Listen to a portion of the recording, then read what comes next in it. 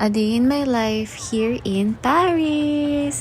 Hi B! Welcome to my vlog. Tara, samahan niyo ako maganda-gandahan dito sa Paris. Ang perfect nga pala ng weather nung pagpunta ko. Tingnan niyo, maaraw. Pero yung hangin malamig. Tagaytay vibes ang atake niya. Paglapag ko talaga ng airport, ayan, dumiretso na ako agad dito sa city center ng Paris. At ang unang stop natin ay dito sa Bastille. Matatagpuan natin ang Wingstop. After kong lumafang, syempre nagkape muna ako for energy. Malapit lang din yan sa Wingstop. Tapos, dumiretso na ako sa Montmartre. Ito talaga yung naisip kong i-revisit. Dahil nung panahon na last time na pumunta ako dito is 2023 pa. And nagustuhan ko talaga yung Montmartre. And nung time na yun, sobrang bilis ko lang.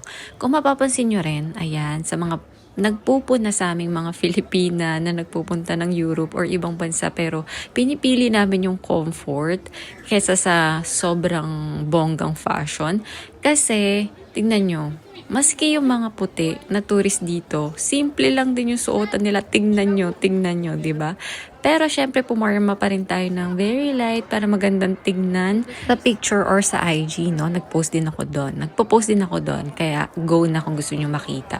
Ang ganda talaga ng Montmartre. Hindi nga lang ako nakapasok sa loob kasi ang haba ng pila ay natatakot ako maubos yung oras ko sa pagpila. Dumiretso na ako sa center ng Montmartre. Dito nyo matatagpuan yung mga magagandang restaurants. Ayan, tignan nyo, simple lang yung mga suot nila. Tapos nagpa-painting ako dito dati. Parang hindi ko na maalala, nasa 40 euros ata yung binayaran ko noon. Nagpa-drawing pala ako, hindi painting, drawing pala. Tapos, dumiretso na rin ako sa Moulin Rouge dahil wala akong ka-picture-picture noon nung nagpunta ako dyan. Tapos, nilakasan ko na talaga yung loob ko at nagpayong ako, dahil grabe yung init. Magiging tan na naman ako, bala sila. Kahit tinitignan na ako, tignan nyo, talagang nagpayong ako. At ayun lang, sobrang ikli ng video. Pero sana nag-enjoy kayo. Dumiretso lang ako sa metro para pumunta sa ating next stop. Thank you for watching!